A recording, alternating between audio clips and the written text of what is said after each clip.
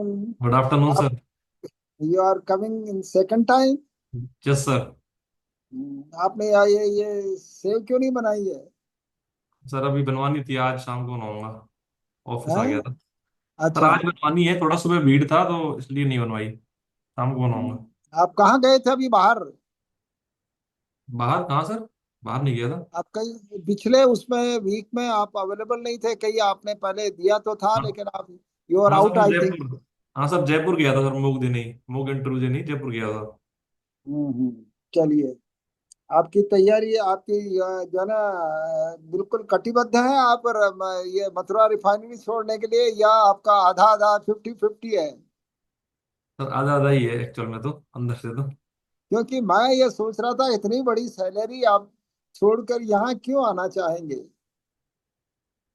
Sir ये 50% ही है, इस चक्कर में अभी देखते हैं तो क्या रैंक रहती है, उस हिसाब से डिसाइड किया जाएगा सर। हम्म, चलिए। चलिए, आपके लिए आप फिर भी even then we are preparing some questions for you, कि आप अभी भी आपका माइंड जो है ना, है थोड़ा सा इंक्लाइंड है, आप आरएस बनना चाह रहे हो, तो मैं आपके लिए क्वेश्चन तैयार किए हैं। आप एक एसडीएम के रूप में सबसे महत्वपूर्ण दायित्व जो है ना कौन सा होता है? क्या उसका लॉ एंड ऑर्डर मेंटेन करना या डेवलपमेंट होता है? सर वैसे तो दोनों ही होते हैं, लॉ एंड ऑर्डर मेंटेन करना भी जरूरी है। लेकिन सर मुख्यतः कार्य उसका एसडीएम का डेवलपमेंट का होता है। लॉ एंड ऑर्डर को वो डीएसपी के माध्यम से मैनेज करवा सकते हैं। और उनका जो स्वयं का कार्य रेवेन्यू और फिर डेवलपमेंट का होता है सर। अब इसको मैं डिस्कस करूंगा बाद में। एक अधिकारी के लिए संगठन, ऑर्गेनाइजेशन का what is the use of जो है ऑर्गेनाइजेशन, संगठन का क्या महत्व है? सर संगठन जो लक्ष्यों की प्राप्ति के लिए जो संसाधन है उनको सर एक करता है, उनको एकीकृत करके बेहतर योजना बनाता है और फिर उसको एग्जीक्यूट करता है अच्छे से। तो आप एज ए अफसर, अगर आप वहां पर आपने सॉरी, आप आपके रिफाइनरी में आपके पास कितने लोग काम करते हैं? सर 3 लोग हैं मेरे अंडर में, और ऊपर अच्छा। तो काफी लोग हैं। नीचे हम्म। तो डायरेक्टली मेरे अंडर में 3 लोग हैं सर। हम्म। तो उनको कोऑर्डिनेट कैसे करते हैं आप?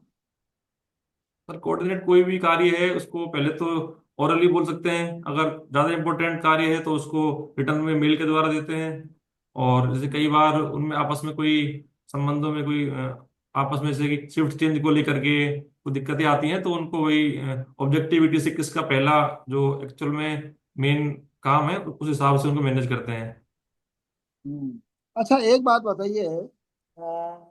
आप जो है ना तिवारी साहब, ये अगर आपकी बॉर्डर पर पोस्टिंग होती है, सुजानगढ़ जैसे है, सूरतगढ़ सॉरी, सूरतगढ़, तो आपका जो है ना फोकस किस पर रहेगा पहले? सर वहां पे सबसे मेन सिक्योरिटी रहती है लोगों की। जनता की हम्म। सिक्योरिटी बहुत जरूरी है, कोई बाहर से घुसपैठ नहीं हो पाए। जो हमारे आर्मी फोर्सेज उनके साथ मिलकर कोऑर्डिनेट करना। और अगर कोई ऐसे बंकर वगैरह तैयार करना पहले से ही, ताकि कोई ऐसी घटना आती है तो लोगों को सेफ प्लेस पे ले जा सकें। उसके बाद फिर डेवलपमेंट आएगा सर। अच्छा, एक इजाइल वर्ड आता है आपके आईआईटी में, what is this? Sorry sir, क्या वर्ड? एजाइल? इजाइल, इजाइल। सॉरी सर, मैंने नहीं सुना है अभी तक। आपने ये प्रोजेक्ट के काम, प्रोजेक्ट को एक किसी प्रोजेक्ट को जो है ना लिए मैंने पढ़ा है कहीं पर, कि एक प्रोजेक्ट के लिए जो कोई विचारधारा बनती है उसको इजराइल कहते हैं। कि ये एक नया प्रोजेक्ट शुरू करना है, तो उसके लिए सोच होती है कि ये हमारा मकसद है, और उसके पॉइंट ऑफ से उसको, उसके शायद मैंने आई रीड समवेयर कि वो उसके लिए इजराइल वर्ड यूज करते हैं। ठीक है सर, मैं ध्यान रखूंगा इसको। जावा कितने प्रकार की हो सकती है, और ये इसका क्या यूटिलिटी है जावा की हमारे इसमें कंप्यूटर साइंस में? सर जावा के प्रकार तो मेरे को पता नहीं है, सॉरी सर। और सर इसका ये मुख्य एक तरह से कंप्यूटर की लैंग्वेज होती है। हम्म। कंप्यूटर की। और जैसे कि कोई भी हमें अगर कार्य करवाना है कंप्यूटर से तो उसको लिखित में एक आदेश देते हैं। उसकी लैंग्वेज है हम्म। सर ये जावा। इतना ही पता है हम्म। सर मेरे को उसके बारे में। हम्म। अच्छा, एक बात बताइए, आपके पॉइंट ऑफ व्यू से शुभांशु शुक्ला को क्या चैलेंजेस फेस करने पड़ रहे होंगे? अभी जस्ट आने वाले हैं वो शायद आजकल में। जी सर। तो क्या फल चैलेंजेस है उनके सामने? सर सबसे बड़ा चैलेंज तो अंतरिक्ष में जो वहाँ के माइक्रोग्रेविटी एरिया में अपने जो शरीर की मांसपेशियां हैं, जो अन्य शरीर की क्रियाएं हैं, उनमें दिक्कतों का सामना करना पड़ता है, तो उससे मैनेज करना हम्म, है। सर मेन तो हम्म, यही कंसर्न है, बाकी उसके अलावा जो रिसर्च कर रहे हैं उस सेक्टर में कुछ संसाधनों का कमी हो सकती है, या फिर उनका प्रॉपर मैनेजमेंट हो सकता है, इस दिक्कत आ सकती है सर। हम्म। अच्छा एक बात बताइए, आप एसडीएम कहीं भी पोस्टिंग है आपकी, और आपको टारगेट दिया जाता है कि मतलब जैसे 100% आपको पिछले साल आपने किया है, 100% कर लिया है, लेकिन वट एवर जो भी आपको टारगेट दिया उसका 200% और कर दिया आपका। मतलब जैसे आपको कि ये स्टलाइज कराना है, जो है ना बच्चे पैदा आबादी ना बढ़े इसके लिए आपने पिछले वर्ष में 100 लोगों को आपने प्रेरित किया और उस पर जो है ना उनको तैयार किया, और वो उसके काबिल हो गए कि अभी उनके आगे इशू नहीं होंगे। तो आपको अगर उसका 200 और दे दिया है, तो वह हाउ यू विल जो है एक्सपीडाइट इट? सर सबसे पहले तो जो मेरे टारगेट चैलेंजिंग अचीव। जॉब, ये चैलेंजिंग जॉब है, हाउ यू विल एक्सपीडाइट ये देखना है आपको। हाँ सर, सबसे पहले तो जो 100% मैंने अचीव किया है उससे जनता को क्या फायदा हुआ है, उनके बारे में हम्म, उनको बताऊंगा, भाई इससे ये फायदा हुआ है, अगर इससे और बेहतर करेंगे तो इससे आपको और ज्यादा फायदा होगा। इसके हम्म, अलावा एक फिक्स जो लाइन ऑफ एक्शन है वो मन में ऑलरेडी है कि मैंने ऐसे ऐसे किया था पिछली बार, उसमें कुछ अगर कमी रह गई हो किसी लेवल पे, फंडिंग के लेवल पे हो चाहे आरएनडी के लेवल पे हो, उसको पूरा करने का प्रयास करूंगा। और अगर इससे उच्च अधिकारियों से और कोई इसके अतिरिक्त तो जो उनका एक्सपीरियंस हो पुराना कि भाई उन्होंने ऐसे हम्म, किया हो, तो उसको लेकर के मैं तो प्रयास करूंगा। अच्छा ये मैं इसको एक अभी दोबारा आपको डिस्कशन करते समय बताता हूँ, एक क्वेश्चन और आपसे पूछता हूँ फिर डिस्कस करते हैं आपसे। एक क्वेश्चन आपका ये है कि आप मथुरा रिफाइनरी में आप जना आपका टारगेट पहले क्या था, और अब आपने पिछले 2 सालों में आपने कितनी प्रोग्रेस की है वहां पर, आपके प्रोडक्शन से रिलेटेड या आपके प्रोजेक्ट में जो भी आपको टारगेट दिया था वाट एवर में भी, उसमें आपका परफॉर्मेंस पहले के ईयरली जो है you have done a growth रही है आपकी या माइनस रहा है? I want to know this thing. जी सर, मेरी अभी जो यूनिट है वो एथेनॉल ब्लेंडिंग की है, हमको एथेनॉल ब्लेंडिंग करना होता है एमएस में। सर दो साल पहले अराउंड 15% के आसपास था मथुरा रिफाइनरी से, अभी सर 20% किया है हमने। तो सर इसके लिए हमने एक तो एथेनॉल की जो टीटीज आती हैं उनको अनलोडिंग करने के लिए हमारी जो फैसिलिटी है उसका एक्सपेंशन किया है, अनलोडिंग लाइन की जो विड्थ बढ़ाई है, और सर जो हमारा एक्साइज डिपार्टमेंट है उससे अच्छे से कोऑर्डिनेट करके ज़्यादा इंडेंट बनवाया है। इंडेंट मतलब इनवॉइस टाइप में होता है, हमें कितना मटेरियल चाहिए। तो सर हमने पिछले 2 साल में मैंने अराउंड 15% से 20% ब्लेंडिंग का जो लक्ष्य है, क्योंकि हमने भारतीय सरकार ने भी तय किया हुआ है, उसको अचीव कर लिया है फरवरी महीने में। तिवारी साहब आपने जो है इसमें जो है ये कह सकता हूं मैं कि इतना बड़े कितने साल किया आपने जॉब? सर जॉब को अराउंड 9 साल हो गए हैं, 9 इयर्स। आईआईटी करके इतना बड़ा जॉब आप छोड़कर आप इसमें आओगे तो लोग आपको क्या कहेंगे, इसमें छोटी नौकरी पा गए आप? सर ऐसा नहीं है, काफी लोग ऑलरेडी 9 साल के बाद भी आ चुके हैं। इवन मेरे कई हम्म, साथी हैं जो एचपीसीएल में थे, ओएनजीसी में थे, और वो हम्म, इवन जेसीटीओ जैसी जॉब पे भी आए हैं, मेन आरएएस हम्म, को भी। तो उनसे भी मैंने बातें की हैं सर, उनका भी एक्सपीरियंस इतना खराब नहीं रहा है, अच्छा ही रहा है कि हर चीज पैसा नहीं होती है। उन्होंने बोला था कि जैसे उधर आइसोलेट लाइफ थी उनकी, गुजरात में पोस्टिंग थी। हम्म। अच्छा एक बात बताइए, एक लास्ट ये डिस्कशन अनऑफिशियल डिस्कशन है ये, आपने जी दूसरी जगह पे इंटरव्यू दिया है? हाँ सर, दिया है। अच्छा उसमें जो है ना उनका जो है ना level what type of they ask and हमारा लेवल में क्या difference, is there any differences? हाँ सर, आज के जो आपका इंटरव्यू है इसमें ज्यादातर क्वेश्चन सिचुएशन बेस्ड हैं, फैक्चुअल काफी कम है। और जो मैंने और कोचिंग में दिया है वहाँ फैक्चुअल भी होते हैं, सिचुएशन भी होते हैं, जैसे 3 मेंबर होते हैं उधर, तो एक मेंबर मान लो फैक्चुअल पूछता है, एक मेंबर सिचुएशन पूछता है, तो उधर भी सर ठीक ही रहा है, और आपका भी इस बार काफी अच्छे क्वेश्चन पूछे हैं। स्टैंडर्ड नहीं, व्हाट आई एम टेलिंग कि हमारा स्टैंडर्ड उनका उनसे बिलो लेवल है या ऊपर अपर लेवल है? सर बिलो तो नहीं, बिलो तो नहीं है। अच्छा। और हाँ, सबका ही सर अपने हिसाब से अच्छा लेवल होता है। हम्म, तो चलिए आपका भी good। काफी अच्छा लेवल लगा मेरे को। हम्म। पिछली बार थोड़ा सा, लास्ट टाइम थोड़ा ज्यादा मेरे से फैक्ट पूछे गए थे, जैसे आपने पूछे थे वो मैथ्स, मैथ के रिगार्डिंग हम्म। अपने जो हम्म। एंशियंट टाइम से, हम्म। तो वो इतने याद नहीं थे। इस बार आपने ऑलमोस्ट सारे क्वेश्चन ही सिचुएशन वाले पूछे हैं। गुड। कुछ स्टूडेंट हमने पिछले जब एक बार इंटरव्यू लिया था, मतलब पिछले कई बार ऐसा हुआ है कि जो क्वेश्चन हमने पूछे थे वही वहां पर आरपीएससी में रिपीट हो गए थे। तो जो आज जो आपने कई। सवाल पूछे हैं, इनके इनके अच्छे खासे चांसेस है रिपीट होने के। सिचुएशनल हम्म। बेस्ड क्वेश्चन है वो, इनका आंसर लगभग सबका एक जैसा निकलता है। तो हम्म। हमें जो अप्रोच सेम ही रहती है, तो मेरे को उम्मीद है कि आ भी जाए, अच्छा है। चलिए गुड। तो एक मैंने पूछा था कि आप, एक क्वेश्चन आपसे पूछा था एसडीएम का, पहले जो है ना दायित्व जो है ना डेवलपमेंट है या ना लॉ एंड ऑर्डर है। सर लॉ एंड तो ऑर्डर आना आपको चाहिए। ये नहीं, डेवलपमेंट नहीं बोलोगे आप, लॉ एंड हाँ ऑर्डर है। हाँ, लॉ एंड ऑर्डर आना चाहिए, हाँ सर। हाँ, लॉ एंड ऑर्डर सबसे पहले जरूरी है, क्योंकि आदमी का प्रशासन का दायित्व डेवलपमेंट नहीं है। आप हाँ लॉ एंड ऑर्डर, देश की अशांति अगर फैल रही है तो डेवलपमेंट कहाँ से होगा। जी तो सर, जी पहले सर। आपका डेवलपमेंट बहुत सबसे जो है बात का सेकंड इश्यू है। लॉ जी। एंड ऑर्डर, शासन का उद्देश्य ही केवल लॉ एंड ऑर्डर है। हाँ सर मेरे शांति को। बनाए रखना शासन का सबसे पहला दायित्व है। यू हाँ हैव टू, सर। है, इज इट राइट? हाँ यस सर, मेरे को बाद में फील हो एक। गया था। हाँ, हम्म।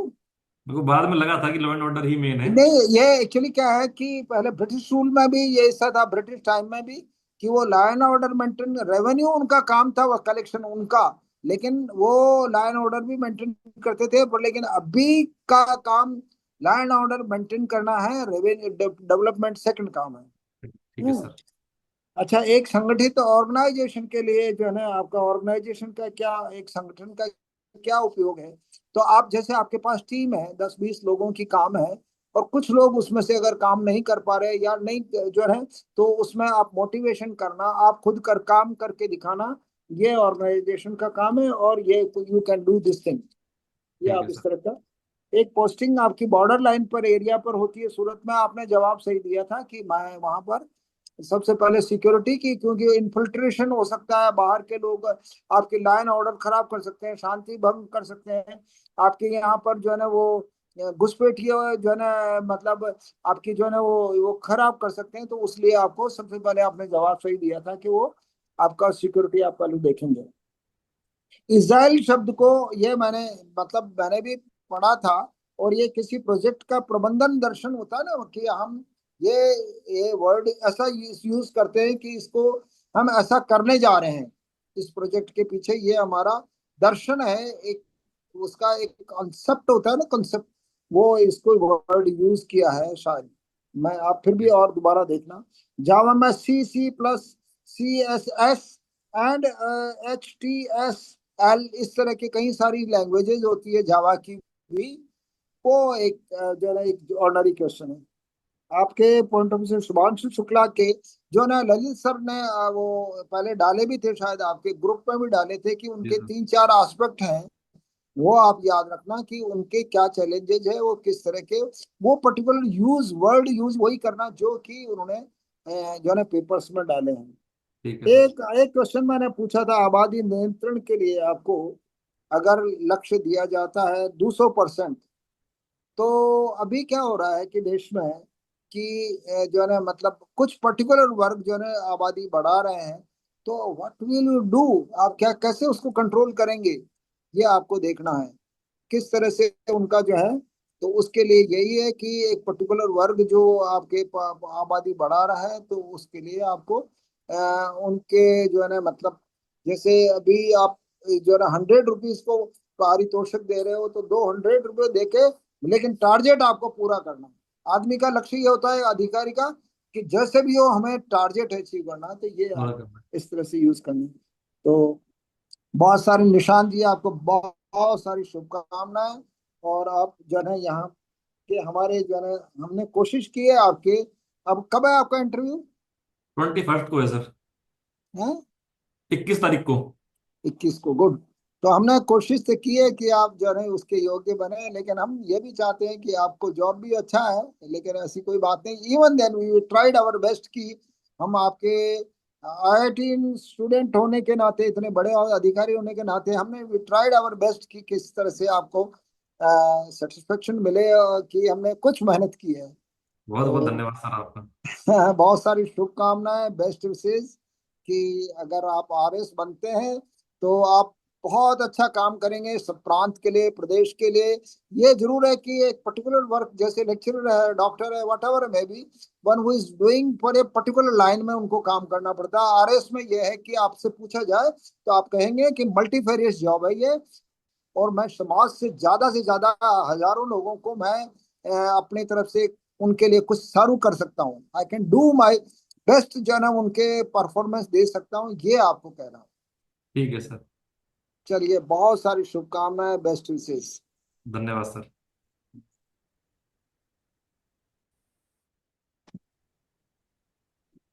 ईशान ईशान जी, जी सर। भगवत गीता पढ़ना आपकी हॉबी है?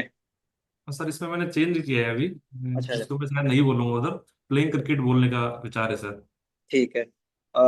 एक क्रिकेट में ये अभी एक डब्ल्यूटीसी करके टर्म है, क्या है ये? World test championship sir. ठीक है, क्या क्या क्या सिस्टम होता है उसका, क्या ये कैसे चलती है चैंपियनशिप? सर इसमें 2 साल का एक पूरा शेड्यूल बनाया जाता है पहले ही टीमों का। हम्म तो उसके जैसे कि प्रति मैच के अलग से अंक होते हैं, पूरी सीरीज जीतने पर अलग अंक होते हैं। हम्म के हिसाब से 2 साल के बाद जो टॉप 2 टीमें होती हैं हम्म वो फाइनल मैच खेलती है। अभी तक 3 हो चुके हैं संस्करण इसके। हाल ही में हम्म तीसरा हुआ था जिसमें कि साउथ अफ्रीका ने ऑस्ट्रेलिया को हरा के जीता है इसको। हम्म। ठीक है, इसमें जो ये डब्ल्यूटीसी साइकिल है, इसमें कुछ कमियां बताई जाती है, क्या कमियां है इसमें अभी आप जिसको देख पा रहे हो? सर पहली कमी तो ये है कि होम सीरीज जो होती है ना सर, उसमें जैसे देखा गया टेस्ट मैचों में होम टीम को ज्यादा फायदा मिलता है, तो हाँ। इंडिया को इंडिया में हराना काफी मुश्किल होता है। हम्म सर इसमें क्या होता है कई बार, जैसे कि 2 मैचों की सीरीज है और कोई लंबी सीरीज है, हाँ उनके जो 2-0 से जीतेगा और जीतेगा 4-0 से, उनको सर लगभग सेम पॉइंट दिए जाते हैं। हाँ हाँ। तो ये एक सही नहीं है। और दूसरा सर, इसका जो फाइनल मैच होता है वो 3 बार से लगातार लॉर्ड्स में हो रहा है। हम्म। तो जो भारत पाकिस्तान की जैसी टीम है उनके लिए एक थोड़ा सा डिसएडवांटेज रहता है सर।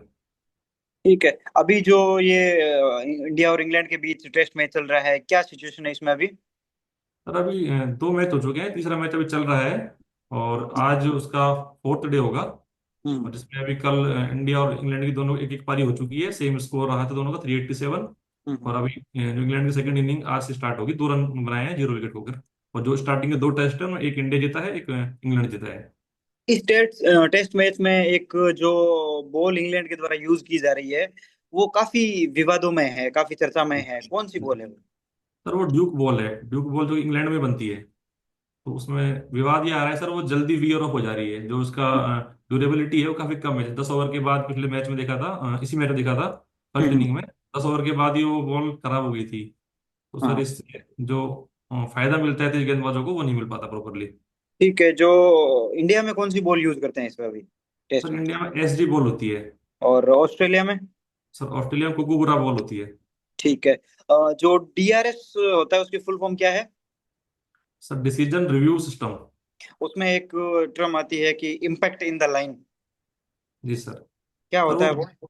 सर वो बॉल को हॉकाई के थ्रू देखते हैं कि अगर ये बॉल बैट्समैन नहीं होता तो बॉल कहाँ जाके हिट करती, स्टंप को करती या नहीं करती।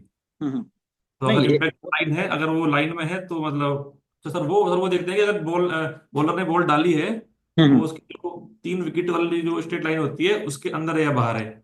हाँ, उसमें जैसे एक ये आउट इम्पैक्ट जो आउटसाइड होता है, तो उसको फिर वो आउट करार नहीं दिया जाता, चाहे वो बाद में उसका जो हाँ। इम्पैक्ट विकेट में भी हो ना, तो भी उसको हाँ नॉट सर। आउट दिया जाता है, क्यों? हाँ सर।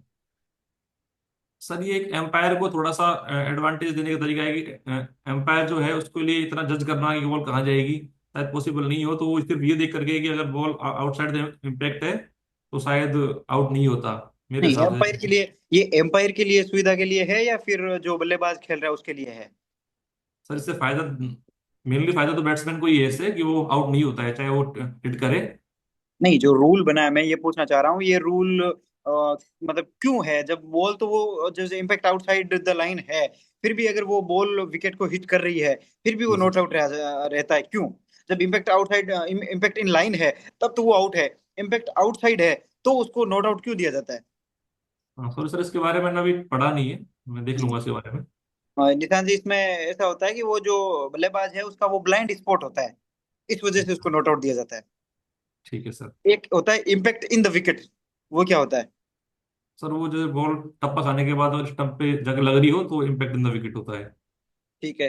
अब कई बार जब अपन देखते हैं डीआरएस में कि बॉल जाके विकेट को लग भी रही है, और उसमें अगर एम्पायर ने नॉट आउट दे रखा है तो नॉट आउट रहता है, और अगर आउट दिया होता है तो आउट रहता है, जिसको एम्पायर स्कोर बोलते हैं। वो किस सर वो परिस्थिति में होता है? सर वो लेग स्टंप पे अगर बॉल लग रही है, ऑफ हाँ। स्टंप और मिडिल स्टंप पे लग रही है तो वो तो आउट दिया जाता है। अगर लेग स्टंप को टच कर रही है तो उसमें एम्पायर को एक थोड़ा सा बेनिफिट, जो एम्पायर का डिसीजन है उसको थोड़ा बेनिफिट दिया जाता है, जैसे यानी बिल्कुल अगर, आउट बोल। नहीं, जैसे अगर लेग स्टंप के बीचों बीच लगी है बॉल, और उस समय अगर एम्पायर ने नॉट आउट दिया है तो क्या वो नॉट आउट रहेगा?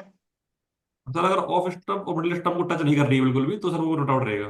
नहीं, बिल्कुल भी टच करने की बात नहीं है। जैसे मान लो कि जो लेग स्टंप है या ऑफ स्टंप है, उनको क्लियरली टच कर रही है, और मतलब उसको पूरा हिट कर रही है। क्लियरली में तो आउट मानते हैं सर, अगर वो टच कर निकल रही है ना तो सर नॉट आउट मानते हैं लेग स्टंप हाँ, को। ठीक है। अ, आप आईओसीएल में काम करते हैं। जी सर। अभी जैसे जो ये इंडियन ऑयल कॉर्पोरेशन लिमिटेड, अभी जैसे भारत सरकार ये चाह रही है कि जो इकोनॉमी है उसको ऑयल से हटा के और गैस बेस्ड इकोनॉमी बना रहे हैं। जी सर। क्या इससे आपकी जो कंपनी है उन पे इम्पेक्ट पड़ेगा?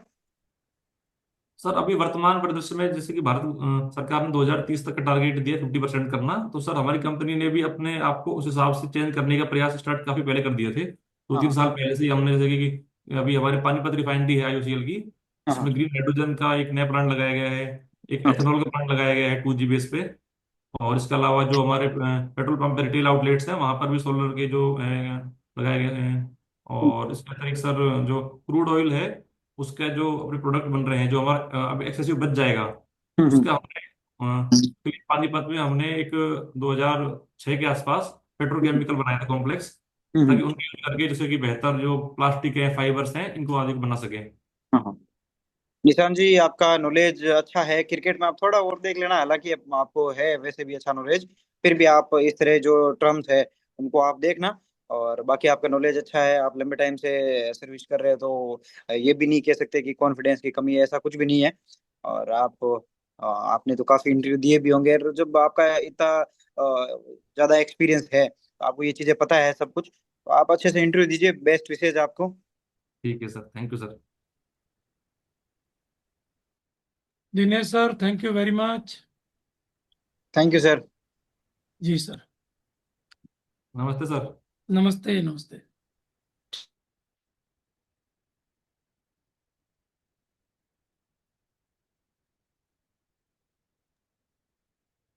हाँ निशान जी, नमस्ते सर। कब है इंटरव्यू? हमारे नमस्कार। सर 21 को है सर। 21 को? जी सर। अच्छा अच्छा। तो थोड़ा दाढ़ी वाड़ी बना लेना। हाँ सर बनवाऊंगा सर, संडे को पिछली लाके। बार भी आप आए तब बियर्ड ही थे। हमने सर इस बार मैं तो मतलब वहाँ पे 20 तारीख को कटवाऊंगा, आज भी कटवा लूंगा दोबारा। थोड़ा बियर्ड धीरे रहने धीरे। का, थोड़ा बियर्ड रहने का शौक रखते हैं क्या? सर नॉर्मली यहाँ पे रहता हूँ, लेकिन इंटरव्यू में मतलब सेव करा के जाऊंगा। तो वो आप पहले करा लो। थोड़ा सा कुछ दिन आपकी प्रैक्टिस होनी चाहिए। सर 2 3 बार मैं करा चुका हूँ अभी पिछले हाँ, 8 10 20 दिन में। ठीक।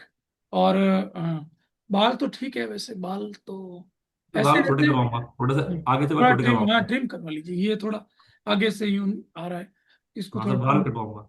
ट्रिम करवा लीजिए। शर्ट वगैरह, ये गले में शर्ट, माला दिख रही है, ये माला काहे की है? सर वैसे तो माला तुलसी की है, लेकिन उधर तो मैं टाई पहनूंगा तो दिखेगी नहीं। तो आपको आज टाई पहन के बैठना चाहिए था, थोड़ी टाई में प्रैक्टिस हो जाती है। सर टाई और पहन के एकदम मुंह इंटरव्यू दे चुका हूँ अभी, अच्छा, इसलिए। हाँ तो टाई उसी पहन। के तो रोज एक एक घंटा टाई पहनो, तो थोड़ा टाई में कंफर्टेबल रहोगे। सर टाई मेरे को खुद को बांधना नहीं आता, तो वो टाई पहन लो, कोई दिक्कत थोड़ी ना है। तो सीखो ना बांधना यार, वो तो कोई कोई नहीं रॉकेट मैं, इंजीनियरिंग तो है नहीं। तो मेरे को लगता है कि वो मतलब टाई बांधने तो वहां दिखेगा तो है नहीं पहनवा के, तुम बांधो फिर भी इसलिए। अगर आप जाओ उस दिन तो भले ही किसी से बंधवा लेना एक्सपर्ट से, पर खुद भी हाँ तो थोड़ी प्रैक्टिस करो रोज बांधने की। और ठीक है थोड़ा सर पहनो ताकि आपको इजी फील हो वहां पे। थोड़ा गला कितना रखना है, ये सब चीजें। चलिए, ठीक। ठीक है। ये बताइए कि अ, पंथ निरपेक्षता और धर्मनिरपेक्षता में क्या अंतर है? सर धर्मनिरपेक्षता जो होती है वो किसी संप्रदाय विशेष के रिगार्डिंग नहीं होती है, क्योंकि हाँ। धर्म से तात्पर्य मान लीजिए जो जितने भी धर्म हैं उनके जो बेसिक मूल्य हैं उनसे हाँ। होता है।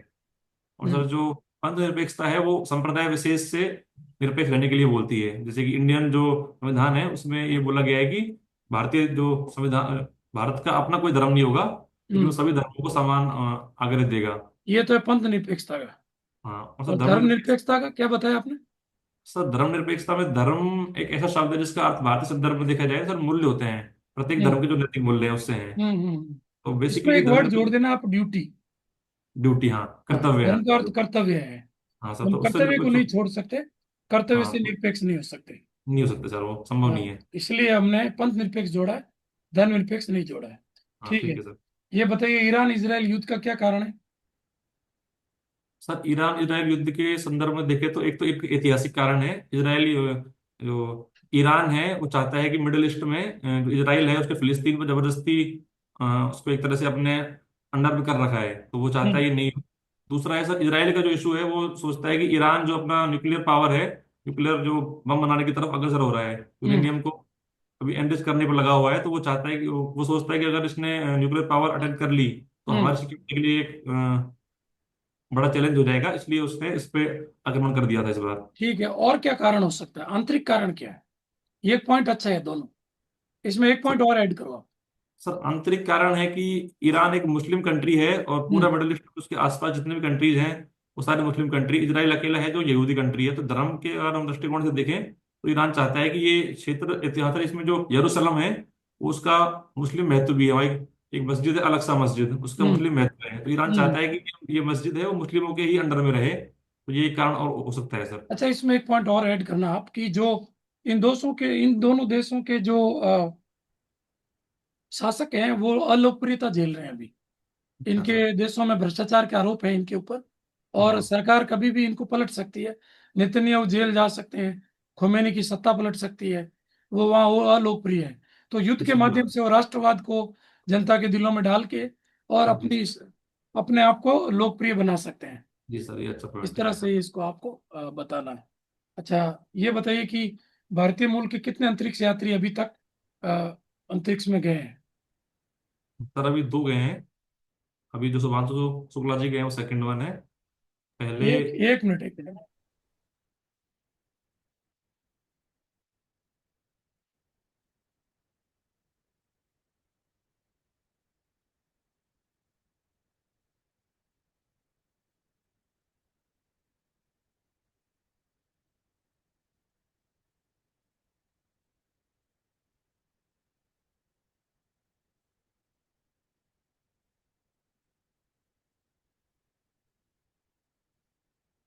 हाँ।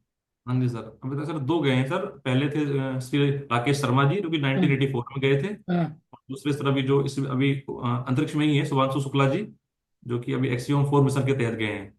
और एक और अभी नया नाम चर्चा में चल रहा है। हाँ सर, एक नया नाम है, उसका सर नाम रिकॉल नहीं कर पा रहा हूँ अभी, जाना है भविष्य में। वो भारतीय मूल के हैं लेकिन नागरिक यूएस के हैं। उनका नाम सर मेरा मेरा क्वेश्चन था भारतीय मूल के, आपने सिर्फ नागरिक बताया है। हाँ सर भारतीय मूल के भारतीय मूल के कितने लोग गए हैं? सॉरी सर, अभी एग्जैक्ट नंबर याद नहीं है। 5 लोग गए हैं, छठे की चर्चा चल रही है। पांचवें अनिल में मेनन नाम है, एक तो राकेश अनिल शर्मा मेनन है। जी। हाँ हैं? राकेश शर्मा जी, अनिल मेनन जी शायद हैं अभी जो उनकी जाने की चर्चा हो रही आप है। कंफर्म कर लेना इसको, अभी ये टॉपिक करंट का है। ठीक है दूसरी सर। कल्पना चावला है, ठीक है सुनीता सर। विलियम्स है, राजाचारी है, और ठीक है शुभांशु शुक्ला है। ठीक है सर, मूल के ये 5 हैं। लोग। हाँ। और ये शुभांशु शुक्ला के जो ऑपरेशन है उसका क्या नाम है? सर एक्सियम 4 मिशन है। क्या है उद्देश्य, क्या है? सर ये आईएस जो इंटरनेशनल स्पेस सेंटर स्टेशन है वहां पर जाकर के कुछ सर 60 का राउंड टोटल इसको एक्सपीरियंस करने हैं, हम्म। एक्सपेरिमेंट करने हैं, जिनमें से तो माइक्रो ग्रेविटी में जो हमारी मांसपेशी है और हड्डी है वो किस तरह से बिहेव करती है। हम्म। एक सर जो नील हरीश सहवाल हैं उनकी वहाँ ग्रोथ कैसी रहती है ताकि भविष्य में फूड का एक ऑप्शन देख सकें। हम्म। और जो आईएसएस पे जो अंकुरित बीज हैं वो अपने पृथ्वी पर कैसे बिहेव करते हैं इसको देखना है। हम्म। और भी सर कई उद्देश्य हैं इसके। तो मूलतः जो अ, अभी जो ये एक्सपेरिमेंट कर रहे हैं वो किससे संबंधित है अभी, बेसिक? तो सबसे मेन तो माइक्रोग्रेविटी में जो मानव के जो मांसपेशियों पे और हड्डियों पे जो पड़ता है असर उसका अध्ययन कर रहे हैं, ताकि वहां पर लॉन्ग टाइम पे जो रहने पे जो नुकसान हो सकते हैं उन। ठीक है। और दूसरा? दूसरा सर वहां पर भोजन की जो अवेलेबिलिटी देखने के लिए नहीं नहीं रही, सवाल पे सर किए जा रहे हैं मेरे राइट, हिसाब से। एग्रीकल्चर। तीसरा हाँ एक और, सॉरी एक सर अभी इंसुलिन से संबंधित है। इंसुलिन। Insulin sorry. का सेल्स पे इफेक्ट ऐसा कुछ है, आप एक बार इसको चेक कर लेना एक बार। ठीक है सर। अच्छा, ये आईएसएस की स्थापना किसने करी है?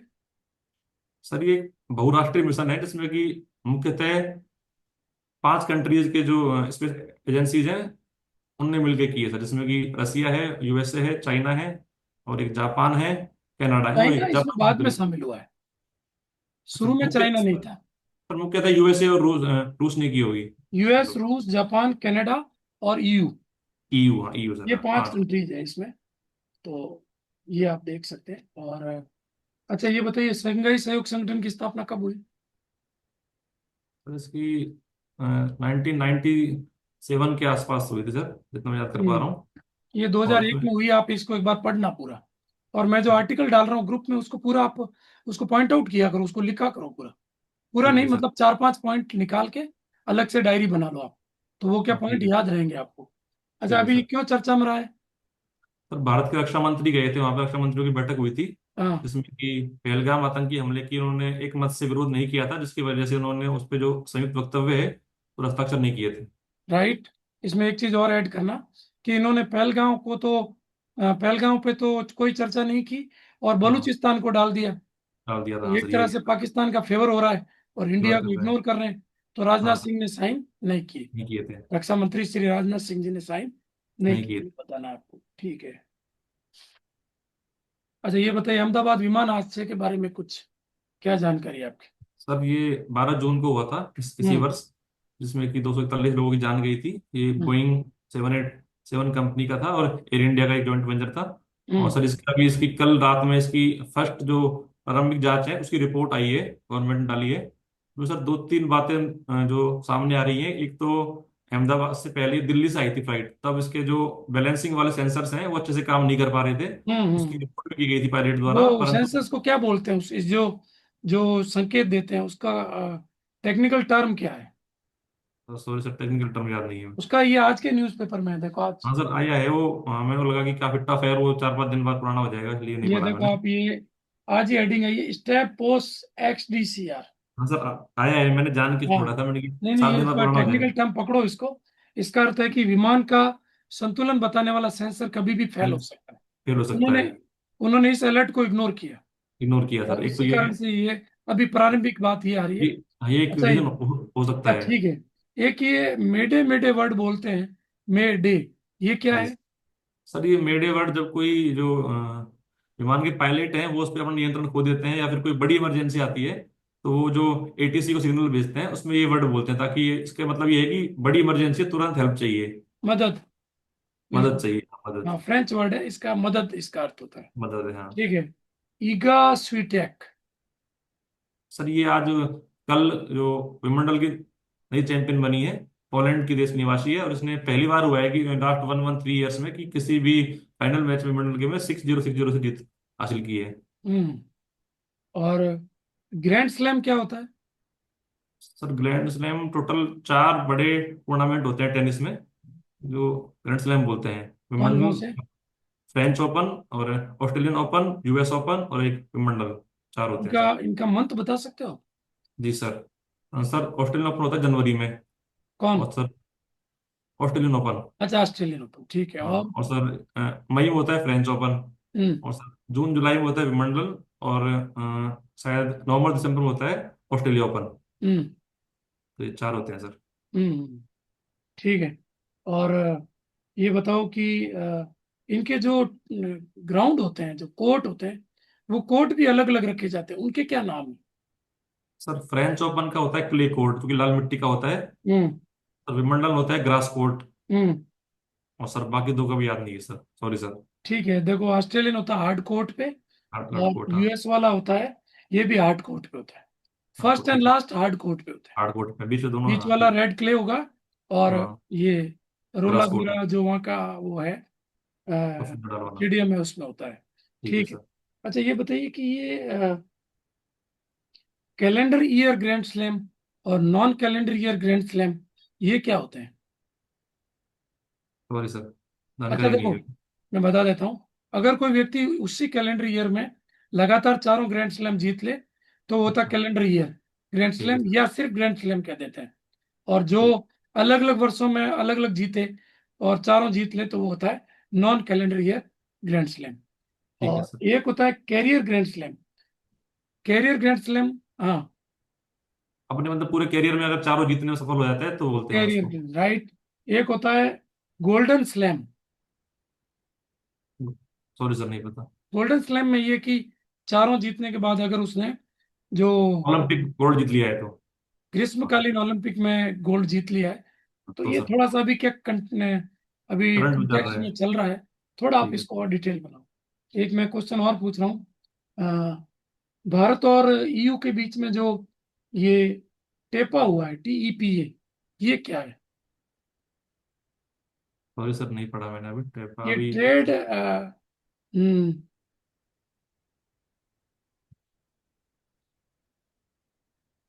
इसको फुल फॉर्म बता रहा हूँ मैं आपको। Trade and economic partnership agreement है।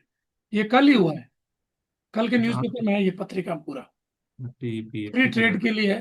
फ्री ट्रेड क्या होता है? सर फ्री ट्रेड में दोनों देश अपने जो टैरिफी रेट्स काफी कम कर देती हैं। उनका मेन टारगेट होता है लास्ट में जीरो करना, लेकिन धीरे धीरे कैसे 90 करके फिर 99 करके लास्ट में, ये मुख्य उद्देश्य होता है लास्ट में जीरो करना। लेकिन शुरू में हम्म जीरो नहीं करते हैं, कुछ वस्तु पर रखते हैं हम्म। अपने देश के हिसाब से। तो सर ये होता है अच्छा, फ्री एक ट्रेड। क्वेश्चन और कि जनगणना कब से शुरू हो रही है? सर ये 2000 सॉरी 27 से शुरू होगी सर। सॉरी 26 से, 26 में। आप इसका एग्जैक्ट डेट पूछना, पूछी गई अभी, देखना। शायद हाँ ठीक है सर, देख लूंगा और 26। अच्छा, ये बताओ कि जातिगत जनगणना होने से जब आंकड़े आएंगे तो क्या इससे जातिवाद नहीं बढ़ेगा? तो जातिवाद बढ़ने के चांसेस हैं सर, इससे चांसेस ये ठीक भी है सर एक फिर। Fake drop. तो तो पर सर इसके फायदे भी काफी हैं, जैसे कि इंडिया बहुत में अच्छा लास्ट। आंसर। बस इसके शब्द चेंज कर दीजिए। आप ये कहेंगे कि आंशिक हानि हो सकती है, आंशिक, परंतु इसके मानसिक लाभ अत्यधिक है। और फिर लाभ ज्यादा लाभ है। बताइए 4-5 पॉइंट में, 1 2 3 4 बताइए क्या तो लाभ है? सबसे पहला लाभ तो भारत में अराउंड 80-90 ईयर्स पूर्व हुई थी जनगणना, जिससे कि जो उनके एग्जैक्ट डाटा है वो निकल के सामने आएंगे। हम्म जो जो हमारी पॉलिसी मेकिंग है उसमें किस वर्ग के लिए कितना रिप्रेजेंटेशन मिलना चाहिए, उस पर भी बात हो सकती है। हम्म आरक्षण की भी नए सिरे से नए सिरे से समीक्षा कर सकते हैं। हम्म और सर इसके जैसे कि जो सर मेनली तो योजनाओं के ही है, मतलब योजनाओं के लिए ही इनका जो आंकड़ों का उपयोग कर सकते हैं। हम्म। देखो, मैं इसमें 4-5 मैंने जो नोट्स ग्रुप में डाल रखे हैं, आप हो सके तो उनको एक बार पढ़ लेना, उनके ठीक है पॉइंट सर। आउट कर लेना। हैंड रिटन नोट्स है कुछ, आपको मिले सर हैं वो ग्रुप के नोट्स? सर आप तो अखबार पेपर डालते हो उससे पहले नोट। डाला हुआ है, काफी पहले। अच्छा, वो देख लूंगा आप सर ग्रुप मैं। को सर्च करना, हैंड रिटन नोट्स डाले हुए हैं, ठीक है उसको सर। पॉइंट आउट करना एक बार। इसमें 4-5 पॉइंट में आप बात कहोगे, जैसे जो पिछड़ा अति पिछड़ा वर्ग है उसकी शैक्षणिक, सामाजिक, राजनीतिक और इकोनॉमिक कंडीशंस को लेकर स्पष्टता आएगी, क्लियर होगा कितने लोग हैं, क्या इनकी कंडीशन है। नंबर 2 ठीक है है। कि शिक्षा, स्वास्थ्य सेवा, सामाजिक सुरक्षा और महिलाओं के स्वास्थ्य संबंधित समावेशी नीतियां तैयार हो पाएगी। हाँ, वो तो इसमें वो हमने नीतियों की बात की। इसके ठीक है बाद सर। आप कहेंगे कि पंचायती राज संस्थाओं को फायदा होगा, स्थानीय समुदायों की भौगोलिक, जनसांख्यिकी और सामाजिक जरूरतें पूरी करने के लिए वो कदम उठाएगा। और ठीक है लास्ट सर। पॉइंट आप कहेंगे कि जो समुदाय हाशिए पे पड़ा है उस हाँ समुदाय की समस्याओं को समझने में सहयोग मिलेगा। सर, इसमें ये वाला बोला है कि आरक्षण की नए सिरे से समीक्षा कर सकते हैं। आरक्षण को नहीं उठाए तो ज्यादा ठीक है, ठीक है क्योंकि सर। आप ठीक। उलझ जाओगे इसमें। फिर हाँ वो सही कहेंगे बात। कि ठीक है कि नहीं है, और हाँ ठीक है सर। कहाँ आप कहोगे नहीं कुछ ठीक है कुछ ठीक नहीं है, तो कहाँ नहीं है? फिर क्या, ये थोड़ा एक मधुमक्खी का छत्ता है आरक्षण। ठीक है सर। ठीक इससे है। बचे तो थोड़ा ठीक रहेगा। ठीक है सर। बाकी सारे पॉइंट्स आप बता सकते हो। ये पेज नंबर 60 पे मैंने डाला है। आपको नहीं ठीक है मिला सर। तो मुझे बताना आप एक बार। ठीक है सर। अच्छा दे रहे हो उत्तर, अच्छे दे रहे हो निशांत, ठीक है अच्छी सर। पकड़ है आपकी। बस खुद कुछ उसको थोड़ा और रिच करने की जरूरत है, तो बढ़िया ऑप्शन। करंट अफेयर बेस ही सर मैं ज्यादा देख रहा हूँ अभी। करंट अफेयर ही देख रहा हूँ, बाकी तो कुछ भी पूछ सकते हैं। करंट अफेयर, हॉबी, आपका बैकग्राउंड, आपका हाँ किस जॉब में हो अभी, सर, IOCL में हूँ, और रिफाइनरी उसका में। पूरा डिटेल, हाँ ये सर, कुछ चीजें रिफाइनरी। आप तैयार करके जाना। ठीक है सर। ठीक है। ठीक है। ठीक है sir. Okay, all the best. Thank you sir, thank you very much sir.